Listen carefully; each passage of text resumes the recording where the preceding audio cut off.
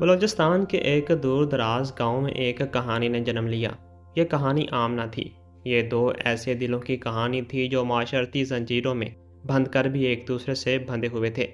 وہ ایک دوسرے کو چاہتے تھے اور یہ چاہت دن بدن گہری ہوتی جا رہی تھی، مگر اس چاہت کی ایک بڑی قیمت تھی۔ وہ قیمت جو ہمارے معاشرے میں اکثر لڑکیوں کو چکانی پڑتی ہے۔ لڑکی ایک بااثر قبائلی خاندان سے تعلق رکھتی تھی، جہاں بیٹی صرف خاندان کی عزت نہیں بلکہ ایک نشان عبرت سمجھی جاتی ہے۔ لڑکا ایک سادہ مزاج، ایماندار اور محنتی نوجوان تھا، جو صرف محبت کی بنیاد پر اس لڑکی کو اپنا ہم سفر بنانا چاہتا تھا۔ دونوں نے جب خاندانوں سے بات کی تو انہیں دھمکیاں ملیں، طعنے سننے کو ملے اور آخر کار دونوں کو ایک فیصلہ کرنا پڑا، بھاگنے کا فیصلہ۔ یہ فیصلہ ان کے لیے آسان نہ تھا۔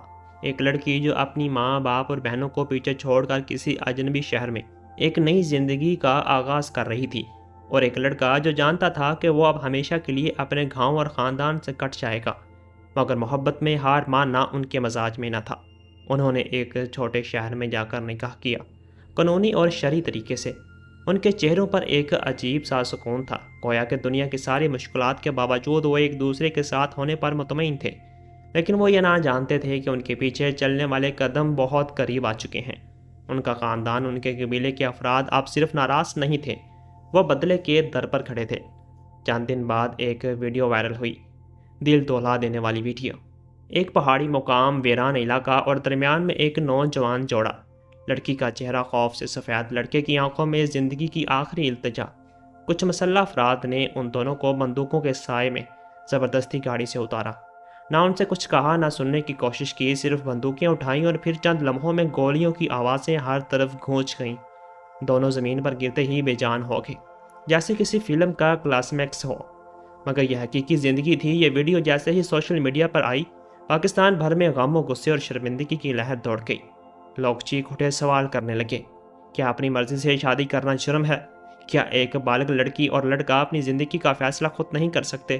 کیا ہماری روایات انسانیت سے بڑی ہو گئی ہیں؟ بلوچستان کے وزیر اعلیٰ میر سرفراز بگٹی نے فوری نوٹس لیا، FIR درج ہوئی اور ایک ملزم کو گرفتار کیا گیا اور باقیوں کی تلاش جاری ہے۔ مقدمہ دہشت گردی کے تحت اندراج ہوا۔ نادرہ کی مدد سے چہروں کی شناخت کی جا رہی ہے۔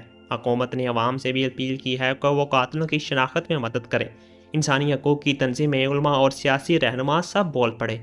پاکستان علماء کونسل نے مطالبہ کیا ہے کہ اس واقعے کو دہشت گردی سمجھا جائے اور مجرموں کو عبرتناک سزا دی جائے۔ بلاول بھٹو زرداری نے اسے صنفائے دہشت گردی قرار دیا اور سوال کیا کہ آخر کب تک خواتین کو ان کے فیصلوں پر موت کی سزا دی جاتی رہے گی؟ مگر افسوس، اس وقت تک وہ جوڑا جو زندگی کے خواب لے کر گھر سے نکلا تھا، زمین کے نیچے دفن ہو چکا تھا۔ ان کے جسم مٹی تلے چپ ہیں، مگر ان کی کہانی آج ہزاروں لڑکیوں کے دل میں خوف کی لہر بن کر دوڑ رہی ہے۔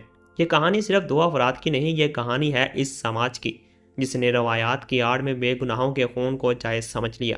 یہ کہانی ہے اس غیرت کی جو صرف عورتوں کے فیصلے پر جاگتی ہے، اور یہ کہانی ہے اس سسٹم کی جس میں قانون سے زیادہ طاقت اور قبیلہ بولتا ہے۔ آج سوال صرف یہ نہیں کہ وہ لڑکی اور لڑکا کیوں مارے گئے، سوال یہ ہے کہ کب تک خاموش رہیں گے، کب تک ہم وائرل ویڈیوز پر صرف افسوس کرتے رہیں گے، اور کب انصاف صرف وعدوں میں دفن ہوتا رہے گا۔ دوستو، آپ سے گزارش ہے کہ ویڈیو کو لائک اور چینل کو سبسکرائب لازمی کر دیجیے گا تاکہ ہماری آنے والی ویڈیوز آپ لوگوں تک بآسانی پہنچتی رہے۔ اللہ حافظ۔